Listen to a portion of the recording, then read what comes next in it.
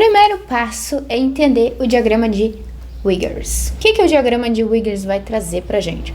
É uma visão, assim, um pouco didática do que tá acontecendo ali com o nosso coração, né? Porque o que acontece? Ele enche os átrios, aí ele fecha a válvula mitral, aí o sangue fica concentrado no ventrículo, nos ventrículos, né? Aí a pressão é tanta que consegue superar a pressão da válvula órtica, da válvula pulmonar, enfim, daí ocorre a ejeção, enfim. Sangue continua entrando em todos os momentos, e aí o que acontece? Entra, joga para dentro de novo, para as câmeras porque acontece a abertura da válvula mitral, né? E a tricúspide, ambas vão abrir nesse momento aqui, e aí o sangue enche, chega nos átrios e desce, quer dizer, nesse caso aqui, enfim, chega nos átrios e desce pro ventrículo. Tudo bem? Mas agora vamos tentar representar isso aqui no diagrama de Wiggers, né? Porque senão vai ficar muito ilusório, só falar. Pressão do átrio esquerdo. Sim, a gente vai tratar só da parte esquerda e não direita do coração. Mas dá pra duplicar, entendeu? Claro que a parte esquerda, normalmente as pessoas dão uma maior importância, né? Porque é a parte esquerda que leva o sangue oxigenado, né? O sangue saturado de oxigênio. Enfim, então eles dão maior importância justamente por essa área. Só que tem que saber o quê? Que acontece, pode ter um diagrama de Wiggers também do outro lado. As pressões não vão ser as mesmas, porque a gente tem uma massa muito maior no ventrículo e no átrio, mais no ventrículo esquerdo que no ventrículo átrio direito, né? É um papelzinho, a veia é um papelzinho. A artéria é mais calibrosa, a gente pode pensar nesse lado. Assim como o lado que vai mandar para as artérias, todo o corpo, né? Artérias de todo o corpo, também vai ter que ser mais calibroso. Para fins didáticos, vamos utilizar a cor vermelha. Aê, alegria. Para dizer que é sangue oxigenado, né? Não tem nada a ver com Inter e Grêmio. Nesse negócio aqui a gente vai ter o tempo, né? Que tá indicado em milissegundos. Sim, isso é um negócio extremamente rápido. E pressão. Tempo e pressão. Tempo e pressão. Vou aproximar mais porque senão vai ficar muito pequenininho. Tiramos o ECG fora da jogada, né? Porque o ECG agora não é bem o momento. Enfim, o que acontece em primeira instância? O que a gente tem que saber? Que aqui, ó, a pressão do átrio vai estar maior nesses primeiros milissegundos ali, durante a sístole atrial. A pressão do átrio esquerdo, ela é maior do que o átrio direito. Entendeu? É maior. Por quê? Porque tá ficando pesadinho. Tá entrando sangue nele. Entra sangue. Aí acontece o quê? Sístole atrial. Sístole é o quê? Contração. É pensar no seguinte, né? A gente tem 5 dias na semana e depois disso a gente relaxa. O que é isso? O que significa essa porcaria, Evelyn? Diástole é o relaxamento. 5, se tu fosse um pouquinho menos culto, podia ser escrito assim, entendeu? 5, né? Mesmo fonema, quase mesmo fonema. Mas aí alguém conceituou e disse que 5 tinha que ser com C e não com S. Mas enfim. Então, seguindo nessa lógica, a gente tem na sístole, contrai. E na diástole a gente relaxa. Depois desse chilique, vamos continuar aqui para o negócio que tem que ser rápido o negócio, né? A pressão do átrio esquerdo. A gente já sabe que é a mesma bosta. Nesse momento acontece a sístole atrial, contração. Com a sístole atrial, vai chegar um momento que não vai ter mais sangue para botar para dentro do ventrículo e, obviamente, a gente vai fechar ali as câmeras, né? Porque a gente tem aqui, ó, uma divisão, tá vendo?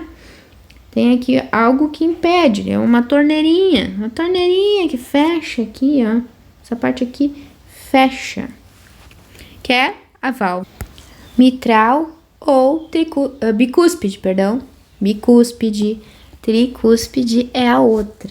Na minha época de técnico de enfermagem, eu pensei no seguinte: como tem menos massa e menos músculo lá no lado direito, né, do sangue desoxigenado, o que acontece, irmãos? Tem que dar uma compensada, né? Aí eles investiram em 3 cúspides, né?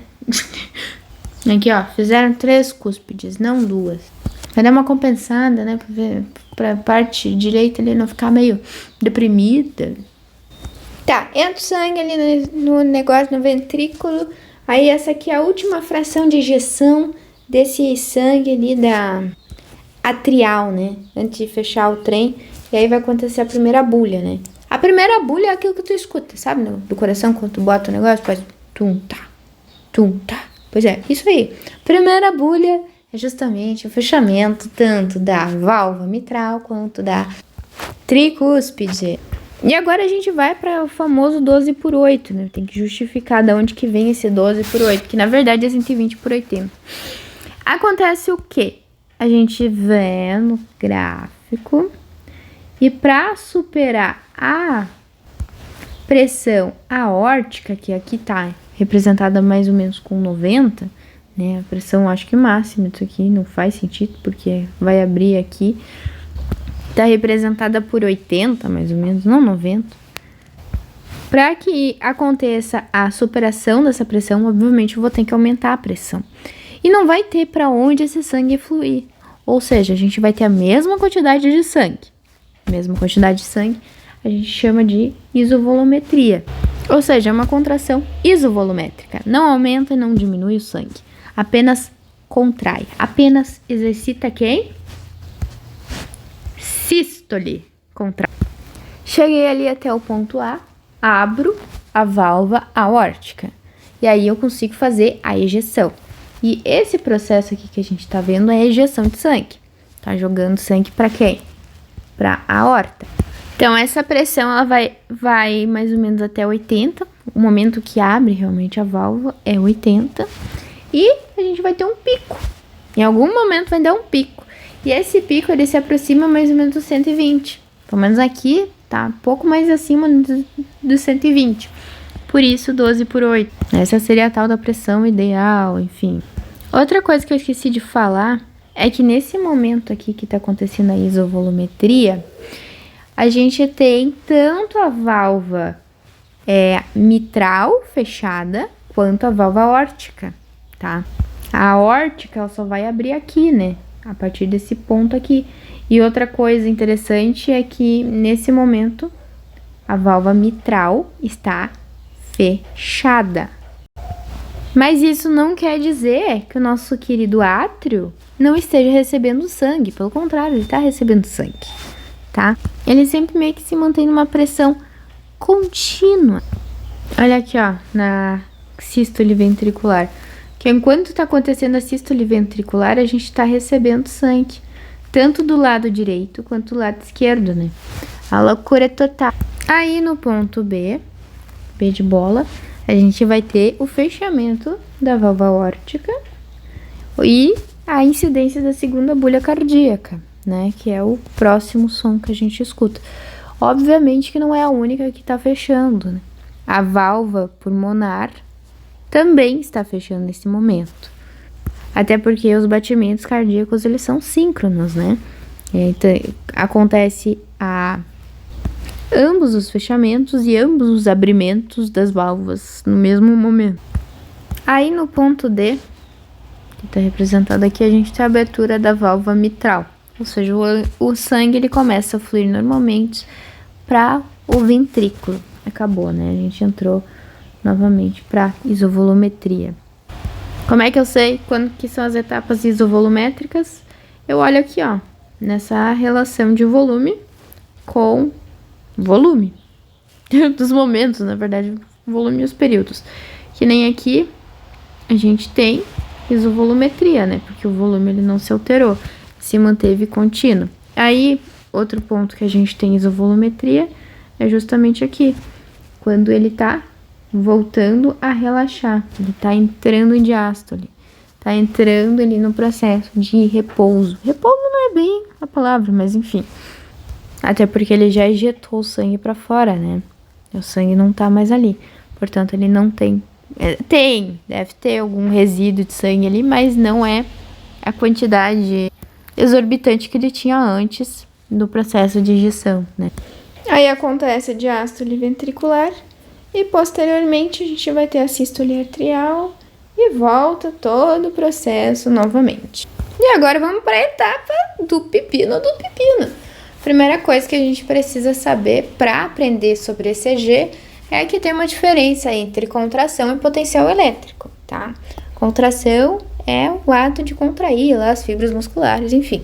Potencial elétrico é a inversão das cargas, né? Não é bem isso, mas é um conceito mais utilizado.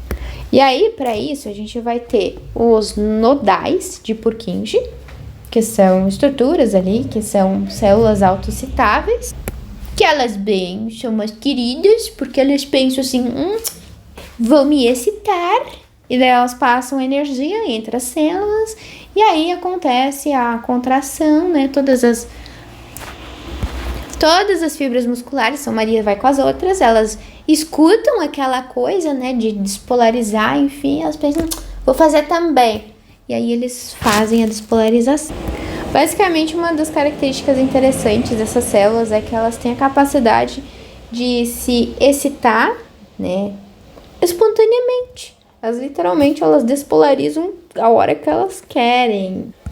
E elas têm essa questão de ser autodidatas, elas não precisam de inervação do sistema nervoso para funcionar, porque mandou estímulo para despolarizar, aí vai despolarizar. Não, elas funcionam sem esse estímulo. Obviamente que a gente também tem um controle extrínseco, né, que vem de fora, extrínseco, e o intrínseco, só que o intrínseco é justamente as células autoexcitáveis, e o extrínseco, ele se atém muito mais à parte do parasimpático e do simpático, que eles vão fazer o quê? A modulação ali dos batimentos cardíacos, vou aumentar, vou diminuir, vou fazer isso, vou fazer aquilo, enfim. Vamos ter vários tipos de células diferentes e em determinados pontos do coração, né? Vamos ter o nódo sinoatrial, que fica bem na superfície, que é aqui, ó, também chamado de nódo sinusal. Na verdade, não. Que é ali bem em cima. A gente vai ter o nódo atrioventricular e as fibras de Purkinje, que são essas estruturas aqui. Dá pra perceber que a gente tem muito mais fibras de Purkinje justamente do lado esquerdo que do lado direito, né? Porque ele precisa ter uma capacidade de contração maior, tem mais fibras musculares, portanto, vamos ter que se comunicar com mais gente, com mais pessoas que vão seguir as nossas crenças, entendeu? E aqui dá pra ver também, ó, o nódo sinusal, mais ou menos o formato dele, que ele é o mandante da tribo. É ele que é o primeiro a mandar sinal. É o primeiro, o mais rápido na propagação. E aí também a gente vai ter um nódo atrioventricular, que acontece um retardo ali nessa mandar esse sinal. Ele não vai mandar logo de cara o sinal, justamente para dar tempo do ventrículo encher e não começar logo a contração, né? Tá, mas como assim encher o ventrículo? O que tu tá falando, Gertrude? É que o que acontece é o seguinte: chegou o sinal, né? E aí o que acontece aqui? Esse sinal passou por ali, tá acontecendo a contração do átrio. Contração do átrio. Parou aqui o sinal. Aí se confundiu, não sabia pra onde que ir. Enquanto isso, o ventrículo tá bem feliz, bem faceiro aqui. Super, mas super diastolizado. Super de boas, relaxado. O sangue tá vindo aqui, correndo, coisa mais linda. E aí o que acontece? Choquinho. Choquinho se passa por aqui. Vai pra parte do átrio ventricular, né? Para as partes atrioventriculares. O que acontece ali? Contração.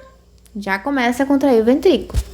Aí, a título de curiosidade, essa aqui é as células do átrio ventricular, sinoatrial e os feixes de Purkinje. Essas são as organizações celulares, né? Dá pra ver que aqui é muito mais fluido, né, essa comunicação. Enquanto aqui já é uma emaranhada, né? Fone de ouvido enrolado ali. Isso aqui Só que ninguém entendeu o que é pra ser isso. Por que aproximou tanto, né? Daqui a pouco também é um embaralhado. Células contráteis, vocês sabiam que o coração se contrai? Eu tô te contando essa novidade agora, né? Enfim. Como é que acontece rapidinho essa contração? A gente pega o cálcio, que tá tanto no meio extracelular quanto no meio intracelular, lá no retículo sarcoplasmático. Jogamos cálcio ali, né, pra dentro desse meio intracelular. Ele chega na fibra da actina, tira a troponina dali, diz assim, sai pra lá, desgraça, filho da mãe, não quero saber, não gosto de ti. E aí, com isso, ele vai liberar o sítio ativo da miosina, pra miosina se conectar à actina, entendeu? Como é que ele faz isso? Ele traciona a tropomiosina para uma das direções, acabando de liberar o sítio que a miosina consegue grudar. Aí o que acontece é que a miosina grudada aqui, ela puxa, ela faz esse movimento aqui, né? Ela tava assim, aí ela virou do nada assim, porque ela puxou. Aí a próxima se gruda aqui, faz a mesma coisa, puxa ela pra cá, e aí elas vão aproximando ela da linha M. Tá, agora pensa comigo, como é que funciona essas células autocitáveis?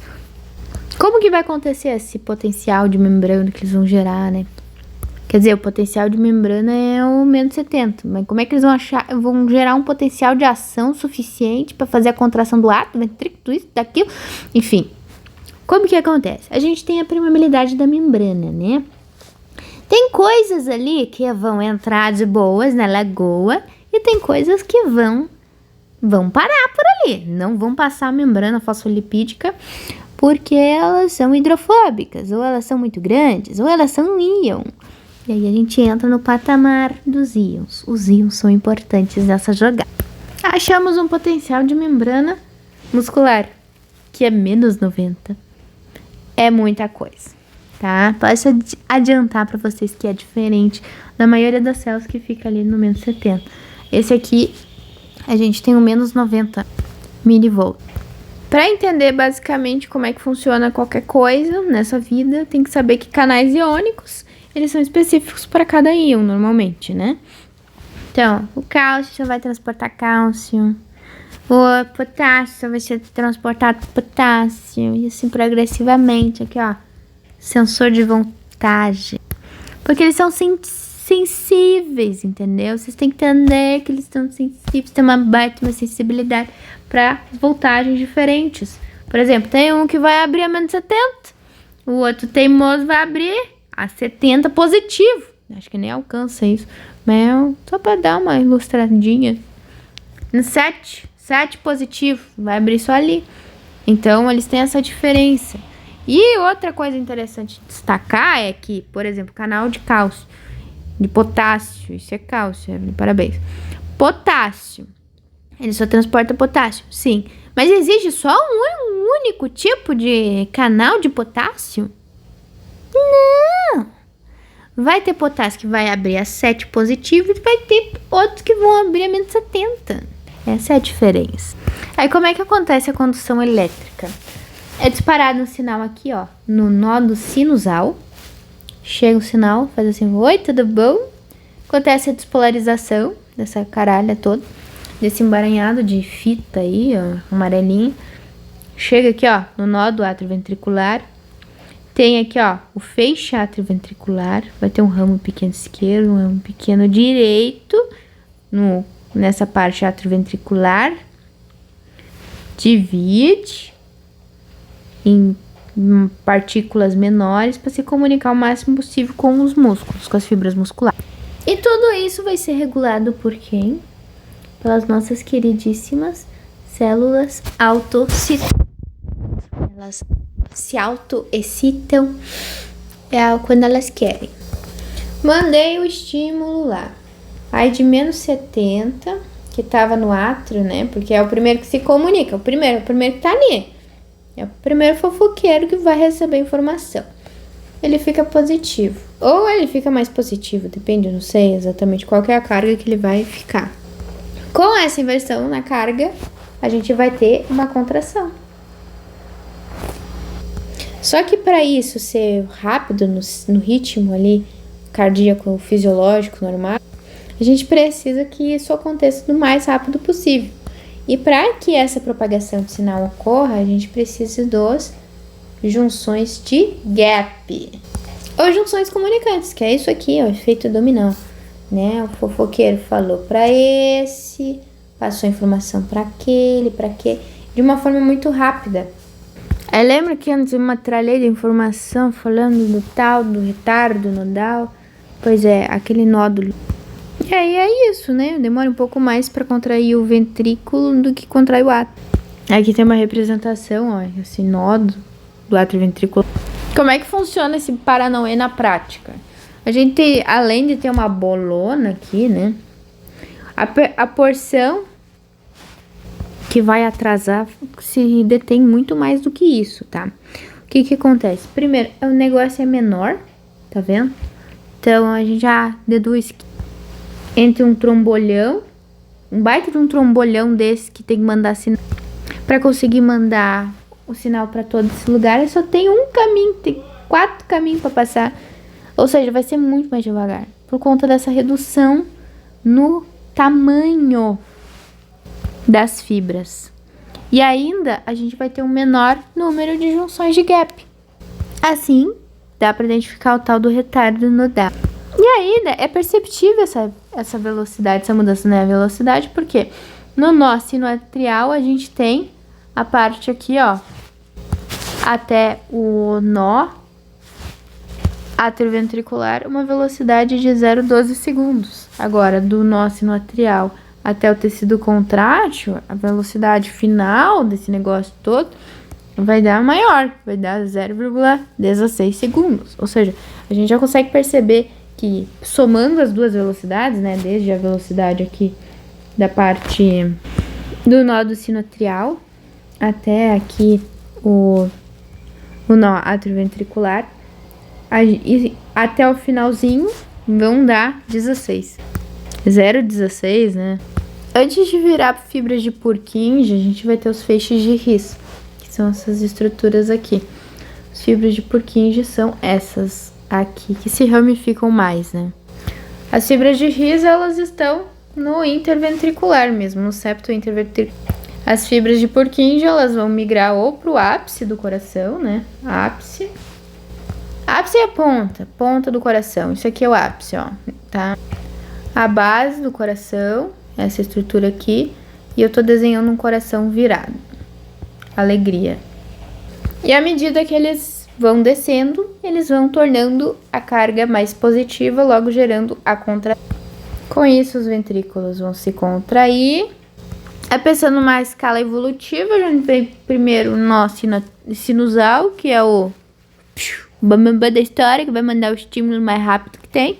Aí ele vai passar no nó atrioventricular, vai se dividir em feixe de His. Feixe de His é aquele que passa no septo. Depois disso, ele vai se microdividir em fibras de Purkinje, que vai penetrar de fato lá no miocárdio, nas paredes, tanto do ápice quanto da base desse rhétia. Agora, células musculares cardíacas, como a gente já falou antes, tem essa questão dos canais, enfim, abre, enfim, para fazer a questão da contração. E aí eles costumam abrir quando eles atingem determinadas cargas específicas, né? Chegou nesse patamar, eu abro. Chegou nesse patamar, eu fecho. Ou sei lá, tem aquelas Gertrudes que elas não funcionam assim. Elas funcionam com um receptor.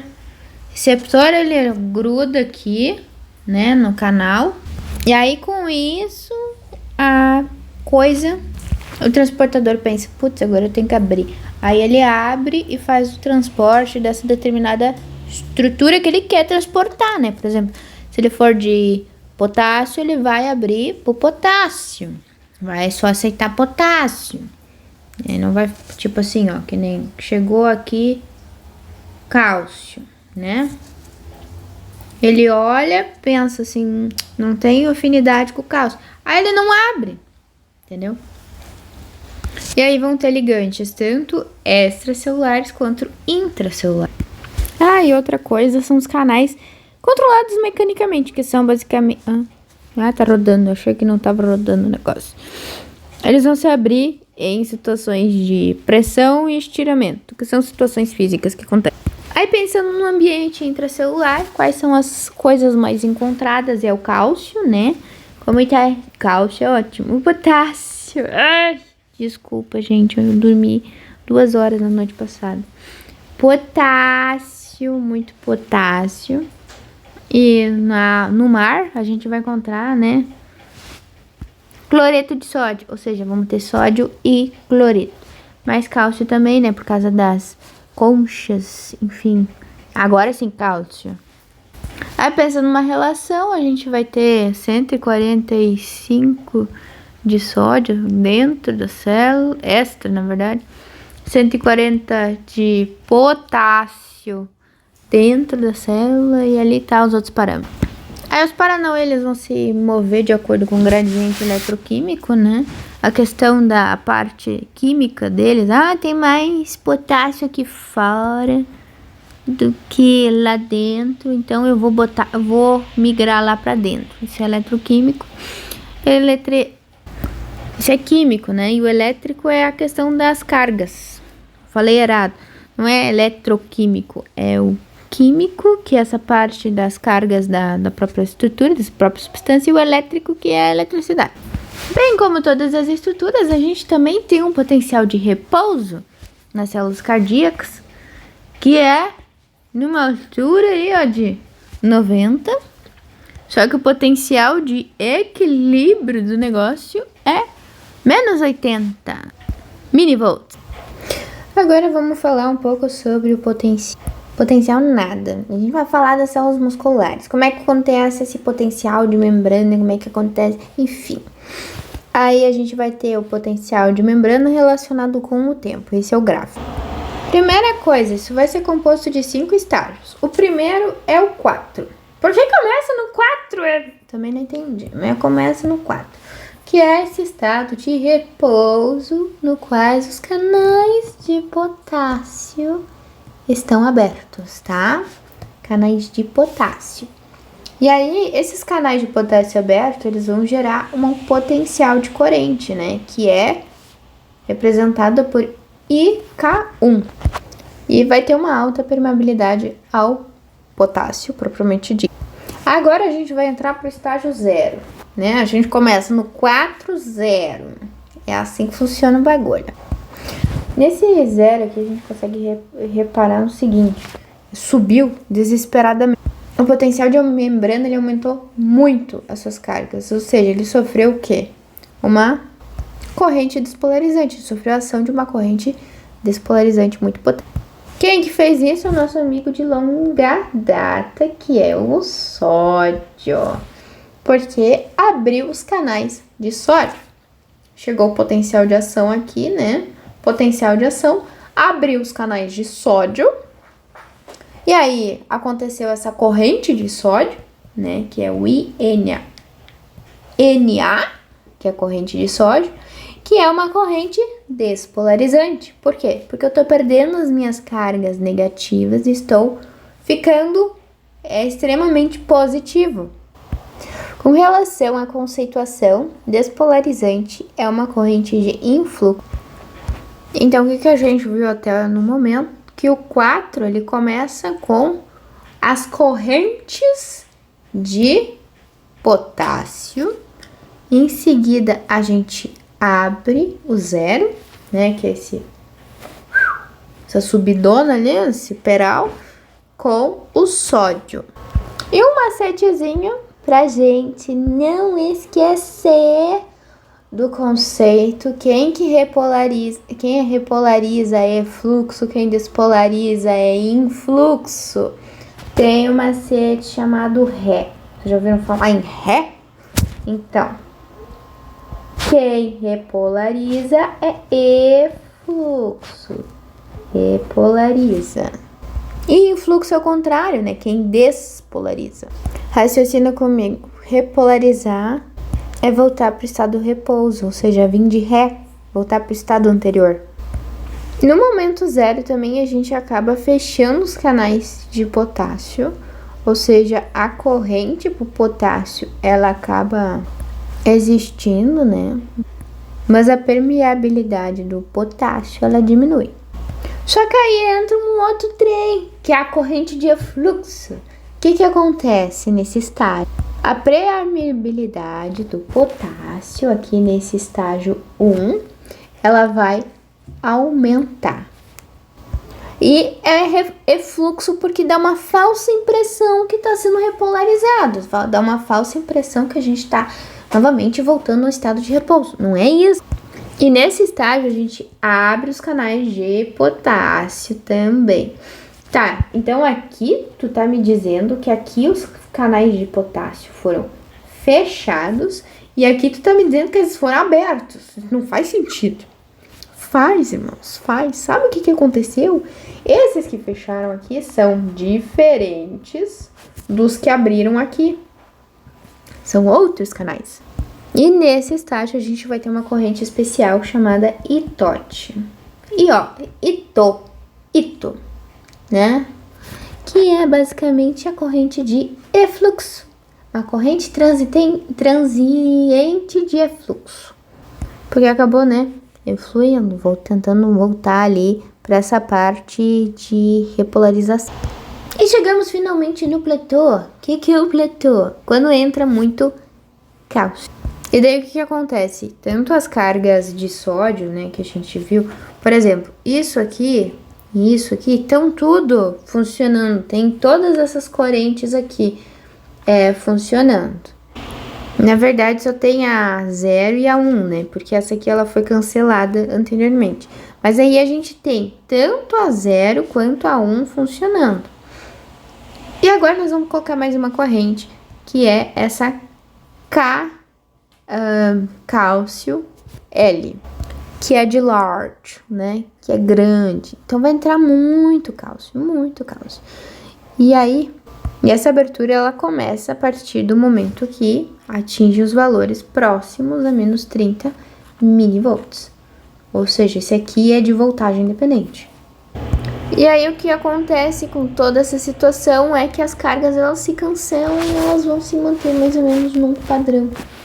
Não é 100% um padrão, mas é algo semelhante a uma constante. E desse modo a gente vai ter o quê? Um equilíbrio entre as correntes despolarizantes com as correntes repolarizantes.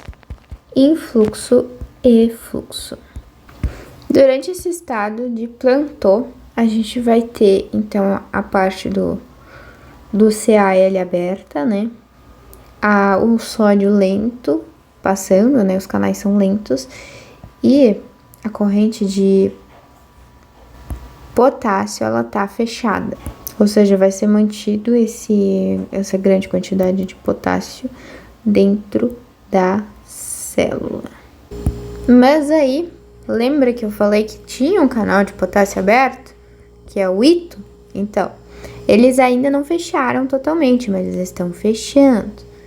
Agora, chega uma outra coisa. O trocador sódio-cálcio. Que vai fazer o quê? Vai botar o cálcio pra dentro e o sódio pra fora.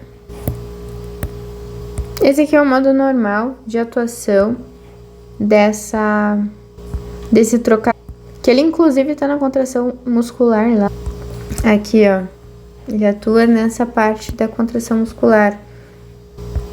Ele vai ser o trocador de sódio por cálcio. Só que aí, nesse caso, ele vai fazer o quê? Ele bota o sódio pra dentro e bota o cálcio pra fora. Isso no momento que finaliza a contração. E aqui, nesse caso, a gente vai ter o cálcio indo para meio intracelular e o sódio indo para fora.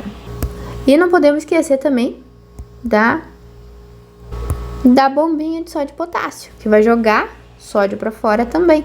Ou seja, aqui já são 6 sódios do lado de fora, enquanto a gente tem cálcio e potássio aqui dentro. Agora, vamos para o terceiro passo, que é a abertura de canais de potássio, que vai para fora, né? Que vai para o meio extracelular.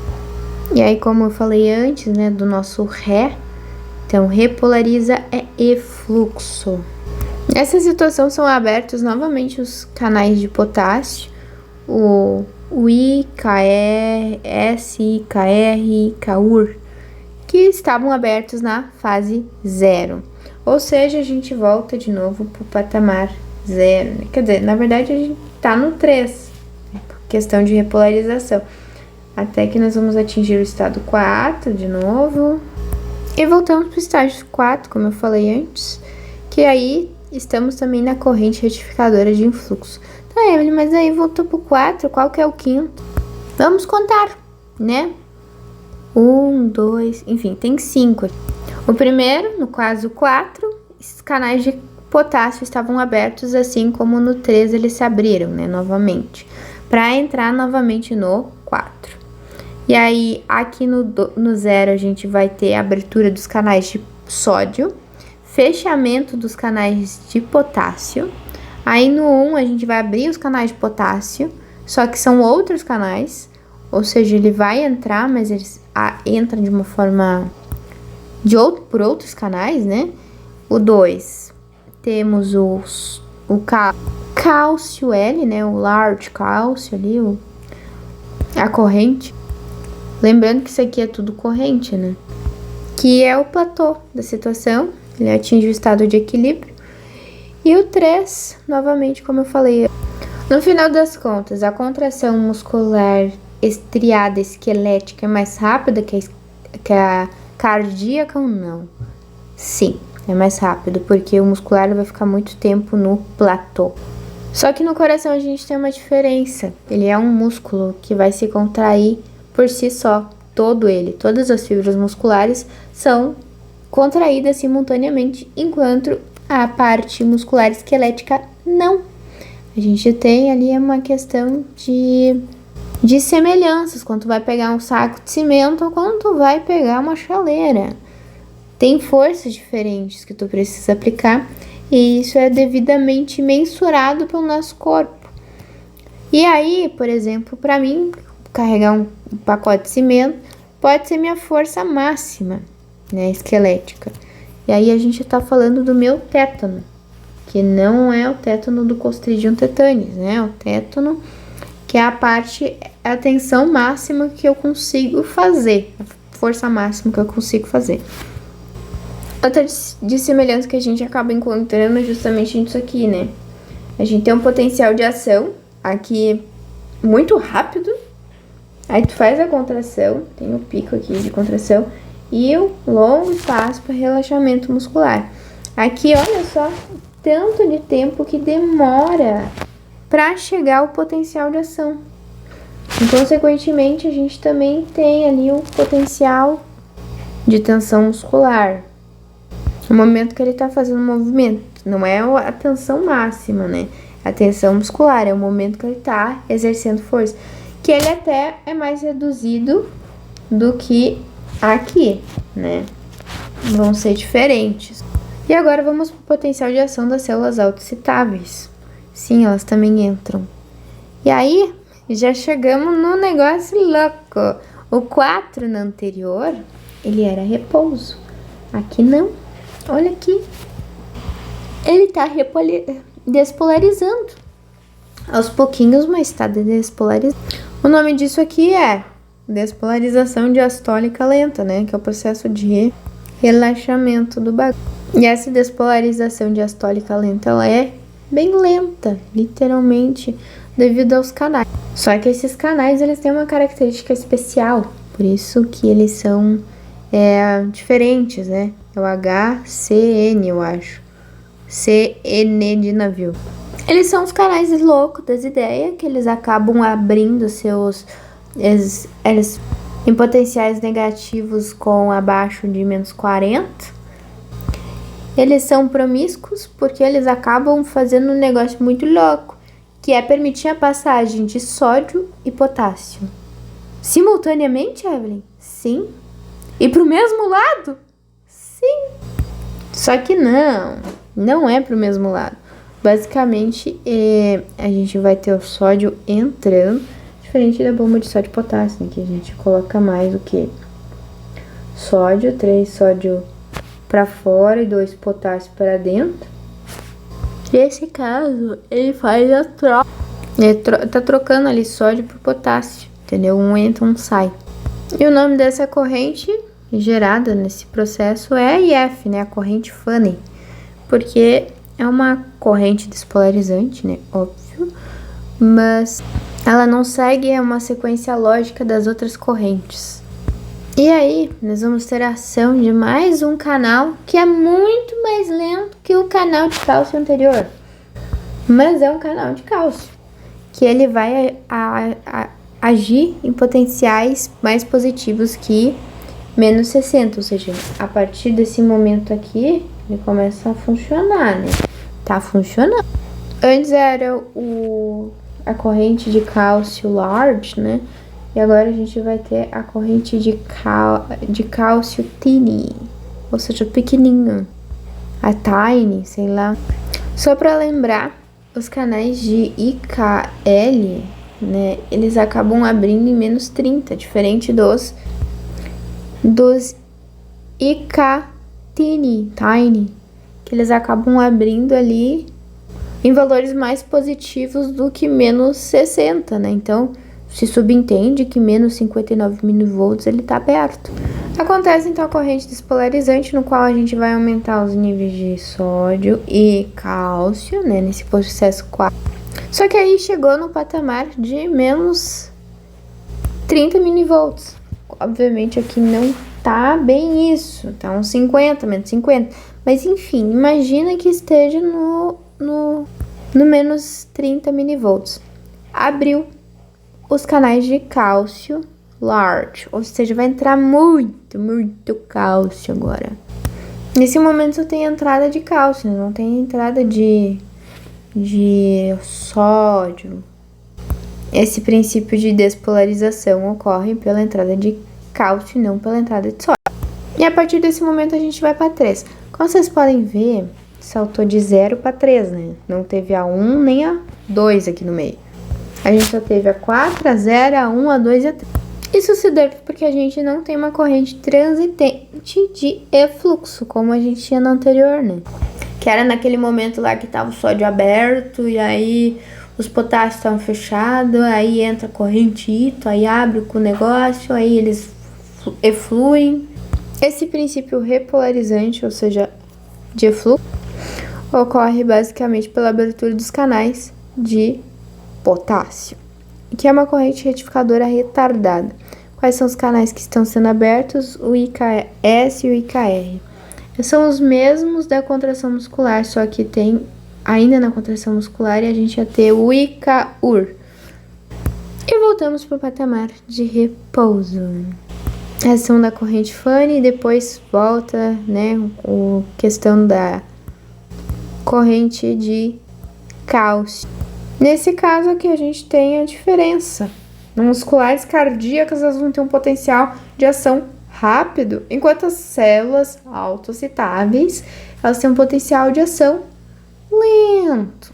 Agora, mas por que o nó sinoatrial ele é chamado também de célula marca-passo? Basicamente, ela vai ser a que tem o maior potencial de ação, ou seja, ela tem uma ação. Ela funciona muito mais rápido, ela despolariza e repolariza muito mais rápido do que as demais. Essa aí é a loucuragem. E aí aqui tem uma comparação, né, da célula do nós sinoatriais relacionadas com as RIS/Purkinje. Ela vai ditar a velocidade das RIS/Purkinje, só que enquanto essa aqui fez uma volta, essa aqui já fez uma volta no meio. Entendeu? E ali a gente percebe essa questão do retardo, né? O nó sinoatrial, o nó sinusal, ele vai ditar a velocidade dos demais. Por isso que se compara muito a um marca-passo. Perdão, é nó sinoatrial. Ai, gente, que ótimo. Falei, então, foi mal. Nessa imagem aqui, que tá bem ruim de enxergar, mas enfim, dá pra perceber exatamente a parte do ECG. Por quê? Vamos ter diferentes momentos, diferentes segundos as ondas ocorrendo, de polarização e repolarização, de influxo e fluxo. Por exemplo, essa aqui, ela corre muito antes, muito mais rápido que a do nó ventricular. E o ECG, ele vai fazer a conversão, vai fazer a junção de todas essas ondas em uma coisa só, para que seja possível fazer uma interpretação. Mesmo que as células do nó sinoatrial eles sejam de fato a parte do potencial de ação, as células marca-passos, a gente vai ter os marca-passos reservas, que são o NAV, né, que é o nó atrioventricular, e a célula de Purkinje, que são o segundo marca-passo de reserva, que eles vão fazer uma função ali de conseguir guiar os batimentos cardíacos. Todavia, eles não são tão efetivos quanto os originais. Eles são mais lentos, como a gente conseguiu ver lá na parte do retardo. Enquanto esses aqui estavam metralhando contração, esses aqui estavam... vamos contrair, mano, vamos contrair, vamos contrair, mano, vamos contrair, é assim. Logo, as demais vão manter a pessoa viva, entretanto, numa qualidade de vida bem pior do que era antes, né? E vai precisar de um marca-passo mecanizado para corrigir esse entrave. Essa parte de controle extrínseco, intrínseco, eu vou fazer um outro vídeo, porque esse aqui já tá gigante e eu tô cansada. E aí, com isso, a gente vai ver o fusionamento dessas partes aqui da regulação extrínseca, atividade elétrica do coração e, posteriormente, o ECG. Muito obrigada!